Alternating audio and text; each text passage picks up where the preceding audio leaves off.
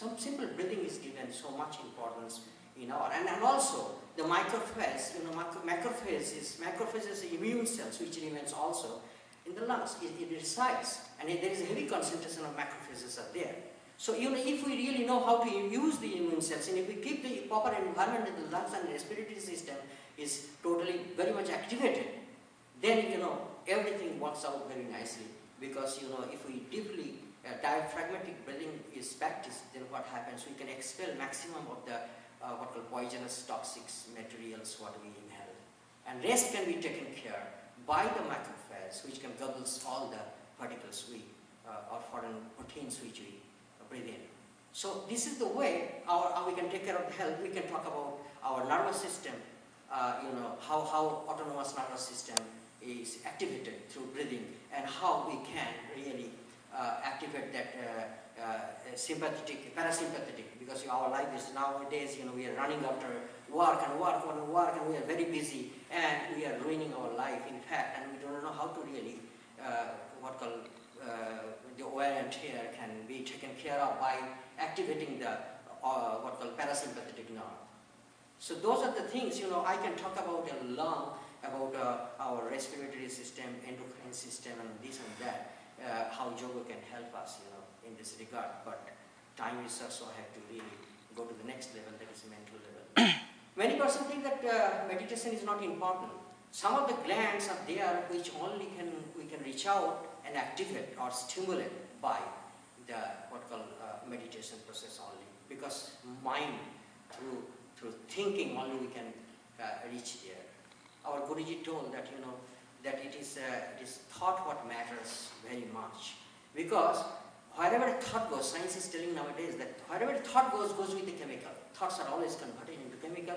We speak in Gujarati and we speak in Bengali, we speak in English, but those are manipulative language. It can be manipulated. I can hate you and I can tell, oh, I love you, superficially. So, but real language is what I feel about it, what I think about it. What I talk about this medium is meaningless, in fact. There is only one language that is called chemical language, biochemical language. And how we can really convert this thought into chemicals, and how these chemicals are really working within the body and becoming psychosomatic, and it's a very interesting topic, and meditation only can do that. I don't think that, many, like, and another thing I want to tell that, say for example, by doing yoga or exercise, we are fixing up the adrenal gland which secrete a lot of hormones, and corticosteroid hormone destroy my body, in fact. I can control it little bit. But if I really do not have control over my mind through meditation, then what happens? It goes exactly and it stimulates the same glands and it secretes the same hormones, So it cannot be one-way approach. It cannot be one-way approach. Meditation is very important. Mental practice is very important. What is meditation after all? Meditation is all about thinking. And it is not just ordinary thinking. It is a very systematic and methodical thinking. It is not haphazard thinking. It is not galloping thinking. It is non-galloping thinking. It is constant, concentrated thinking. It is a subtle thinking also. It is not crude thinking, subtle thinking. So that it really stimulates the right gland with the right feeling and thinking. So what is this physical health? Physical health depends on your mental health also. How it is. Now, if you have a body, the physical health depends on what kind of thought you have, and what kind of chemical you have. What kind of chemical, what type of chemical, how much chemical. I mean, quantity and type of chemical is also dependent on, your health is dependent on this quantity and type of chemical, number one. Number two, that also, the quantity and quality and, amount of chemical is also dependent on your thought. And thought is dependent on interpretation. How you interpret this one? Life you live, and what is life after all? Life is nothing but lose and win. It's not always win and win.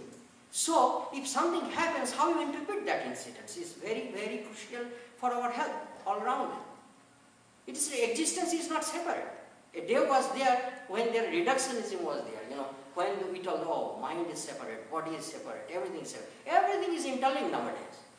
And it is established. A day was there when our, in the physical body also, the reductionists used to call that, our body systems, everything is separate. So cause was one, and the modality of treatment was also one. So now it is not like that. Everything is, that's why specialization in pathology and in medicine, it came out that, what called immunologist, physiologist. Immunologists used to think that, that they have their system which is totally separate from other systems of the body, and it is totally protected, it is immune, it is insulated. It is insulated and isolated both. Now they were never knowing that, adrenal gland hormone can really penetrate and kill all the cells of the immune system. Not knowing. Today, yes, they accept it, that it is so. Yoga was telling that body is one and everything is interlinked. That's why you have to treat it. That's why you have to treat it nicely. So now what I was telling, that this meditation, is very, very important to do. That's thought, what called health, and then the chemical, then your thought is interpretation. I will talk about a little bit about interpretation, how the world is open for your interpretation, and how you can keep interpretation is so vital. That's why subtle thinking is so vital. Why thinking and why subtle? Question is there. Now you see, if somebody is retiring, and after the retirement, that particular person can think that my life is over now. I have to get out of this world. I have to leave this world. My days are numbered. It can create sadness, it can create depression.